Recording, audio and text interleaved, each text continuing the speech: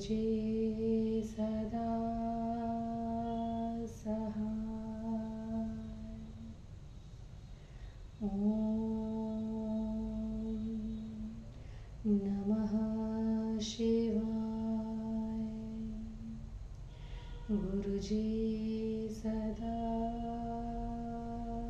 सहाय। जय गुरुजी। अथ श्री शिव महापुराणे द्वितीयायां रुद्रसंहितायां पंचमो युद्धखण्ड अथाष्टमो अध्यायः। व्यास उवाच। सनत्कुमार सर्वज्ञ शैव प्रवर सन्मते अद्भुतेयं कथा तात श्राविता परमेशितुः। इदानीं रथनिर्माणं ब्रूहि देवमयं परं शिवार्थाय कृतं देव्यं धीमता विश्वकर्मणा। सूत उवाच। इत्याकर्ण्य वचस्तस्य व्यासस्य स मुनीश्वरः। सनत्कुमारः प्रोवाच स्मृत्वा शिवपदाम्बुजम्। सनत्कुमार उवाच। शृणु व्यास महाप्राज्ञा रथादिर्निर्मितिं मुने यथामति प्रवक्ष्येऽहं स्मृत्वा शिवपदाम्बुजम्। अथ देवस्य रुद्रस्य निर्मितो विश्वकर्मणा सर्वलोकमयो दिव्यो रथो यत्नेन सादरम् सर्वभूतमयश्चैव सौवर्णः सर्वसम्मतः। रथाङ्गं दक्षिणं सूर्यस्तद्वामं सोम एव च। दक्षिणं द्वादशारं हि ओडशारं तथोत्तरम्। अरेषु तेषु विप्रेन्द्र आदित्या द्वादशैव तु। शशिन पोषारास्तु कलावामस्य सुव्रत। रुक्षाणि तु तथा तस्य वामस्यैव विभूषणम्। ऋतवो नेमय षट च तयोर्वे विप्रपुखम्। पुष्करं चान्तरिक्षं वे रथनिडश्च मन्दरः। अस्ताद्रिरुदयाद्रिस्तु तावुभो कुबरो स्मृतो। अधिष्ठानं महामेरु राश्रयः केशराचलः। वेगः संवत्सरास्तस्य अयने चक्रसंगमो। मुहूर्ता बन्धुरास्तस्य शम्या शैव कला स्मृता। तस्य काष्ठा स्मृता गोणा श्वाक्षदण्डा दक्षिणाश्ववे। निमेषाश्वानुकर्षाश्च ईशाश्वानुलवा स्मृता। धौर्वरूथं यस्यास्य स्वर्गमोक्षावुभो ध्वजो। युगान्तकोटितो तस्य ब्रह्मकामदुधो स्मृतो। ईशादण्डस्तथा व्यक्तं वृद्धिस्तस्यैव नखलबलः। कोणास्तस्याप्यहङ्कारो भूतानि च बलं स्मृतम्। इन्द्रियाणि च तस्यैव भूषणानि समन्ततः। श्रद्धा च गतिरस्यैव रथस्य मुनिसत्तमा। तदानीं भूषणान्येव पर्गान्युपभूषणम्। पुराणन्यायमीमांसा धर्मशास्त्राणि सुव्रतः। बलाशया वराशैव सर्वलक्षणसंयुतः। मंत्रा घंटा स्मृतास्तेषां वर्णपादास्तदाश्रमः अथो बन्धो हन्ननन्तस्तु सहस्रफणभूषितः दिशः पादारथस्यास्य तथा चोपदिशाश्वः पुष्करादात पताकाश्च सौवर्णः रत्नभूषितः समुद्रास्तस्य चत्वारो रथकम्बलिनः स्मृतः गङ्गाद्याः सरितः श्रेष्ठः सर्वाभरणभूषितः चामरासक्तहस्ताग्राः सर्वा स्त्रीरूपशोभितः तत्र तत्र कृतस्थानः शोभयाञ्चक्रिरे रथम् आवहाद्धास्तथा सप्त सोपानं हेममुत्तमम् लोकालोकाचलस्तस्योपसोपानः समन्ततः विषमश्व तथा बाह्यो मानसादिस्तु शोभनः पाशः समन्ततस्तस्य सर्वे पार्श्वाचलाः स्मृताः तलास्तस्य रथस्याय सर्वे तलनिवासिनः सारथिर्भगवान् ब्रह्मा देवरश्मिधरा स्मृताः प्रतोदो ब्रह्मणस्तस्य प्रणवो ब्रह्मदेवतम् आकारश्व महच्छत्रं मन्दरः पार्श्वदण्डभाग शैलेन्द्रः कार्मुकं तस्य जाभुगञ्जा भुजङ्गाधिपः स्वयं घण्टा सरस्वती देवी धनुष श्रुतिरूपिणी ईशुर्विष्णुर्महातेजास्त्वग्निः शल्यं प्रकीर्तितम् हयास्तस्य तथा प्रोक्ता श्वत्वारो निगमा मुने ज्योतिषीं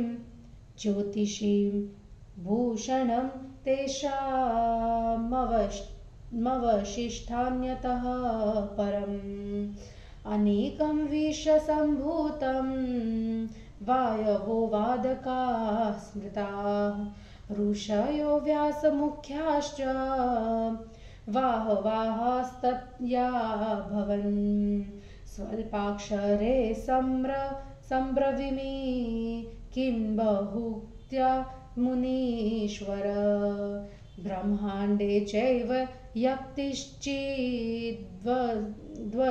तत्त्वे रथे स्मृतम् एवं सम्यक् कृतस्तेन धीमता विश्वकर्मणा सरथादीपप्रकारो हि ब्रह्म विष्णवाग्नयशुभः इति श्री शिवमहापुराणे द्वितीयायां रुद्रसंहितायां पंचमे युद्धखण्डे रथादि युद्धप्रकारवर्णनं नामाष्टमोऽध्यायः। हिंदी अनुवाद। व्यास जी ने कहा, हे सर्वज्ञ सम्मति शिव भक्तों में श्रेष्ठ तात सनत कुमार, तुमने यह शिव जी की अद्भुत कहानी सुनाई। अब तुम उस रथ निर्माण की चर्चा करो जिसे विश्वकर्मा ने शिव जी के लिए देवमय बनाया था। सूत जी ने कहा, व्यास जी के इन वचन को सुनकर मुनिवर सनत कुमार ने शिव चरण कमलों का ध्यान करके कहा। सनत कुमार जी ने कहा, हे मुनि महाबुद्धिमान व्यास जी, अब मैं अपनी बुद्धि के अनुसार शिव जी के चरण कमलों का स्मरण कर रथ निर्माण प्रकार को कहता हूँ। विश्वकर्मा ने भगवान शिव जी का सर्वलोकमय दिव्य रथ आदर पूर्वक बनाया। वह पंच महाभूतों से युक्त सोने से बनाया गया था। रथ के दाहिने पहिए में सूर्य, बाएं में चंद्रमा बना था। दाहिने पहिए में 12 आरे थे, बाएं में 16 आरे थे। हे नारद, उन 12 आरों में 12 सूर्य चित्रित थे। हे सुव्रत, बाएं पहिए के 16 आरे चंद्रमा की 16 कलाएं थी। नक्षत्र भी बाएं पहिए की शोभा बढ़ा रहे थे। हे नारद, उन पहियों की नेमियां 6 ऋतुएं थी। पुष्कर अंतरिक्ष था। रथनीर मतलब रथ के भीतर का स्थान मंदिर था। अस्ताचल और उदयाचल कुबर थे। महामेरु उसका अधिष्ठान था। अन्य पर्वत केसर थे। उसका वेग संवत्सर थे। उत्तरायण दक्षिणायन पहियों के संगम थे। मुहूर्त रथ के बंधन थे। शम्या उसकी कलाएं थी। उसकी काष्ठा मतलब कला का 30वां भाग जुए की नासिका घोड़ा उसके अक्षदंड ही क्षण थे। अनुकर्ष ईर्षा अनुलव था। रथ का वरुथ मतलब लोहे का पर्दा दुलोक भूलोक दोनों ध्वजाएं स्वर्ग मोक्ष थे। रथ के दोनों सिरे ब्रह्म और कामधेनु बने। व्यक्त खुला हुआ भाग उसका ईर्षा दंड है। नडवल उसकी वृद्धि है। अहंकार उसके कोण थे। पंचमहाभूत उसके बल थे। चारों ओर जड़े हुए भूषण उसकी इंद्रियां थी। हे मुनिवर, श्रद्धा इस रथ की गति थी। उसके अलंकार ही षंडम थे। हे सुव्रतो, उसके उपभूषण थे पुराण, न्याय, मीमांसा तथा धर्मशास्त्र।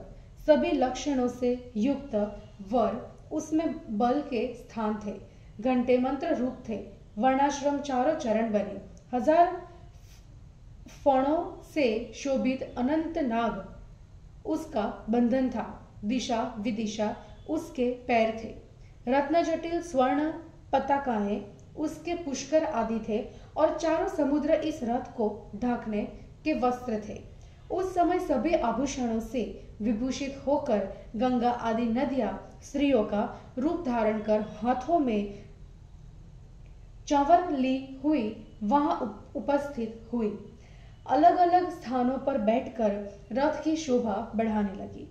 आवह आदि वायु के 7 स्कंद उस रथ की सुवर्णमय 7 सीढ़ियां बनी।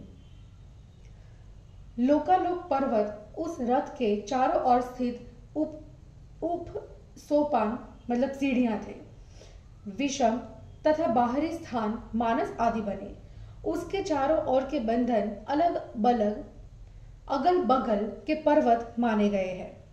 रथ की तलहटी तल्लोक के निवासी थे। भगवान ब्रह्मा जी उसके सारथी थे।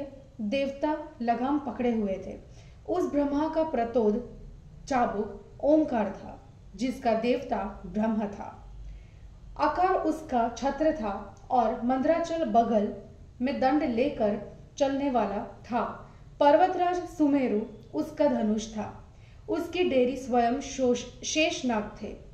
वेद स्वरूप वाली सरस्वती देवी उसका घंटा बनी। उसके बाण महान तेजस्वी विष्णु भगवान बने। अग्निदेव उसके अग्रभाग के शल्य बने। हे मुनि, चारों वेद उस रथ के घोड़े बने। शेष ज्योतियां उसके भूषण बने।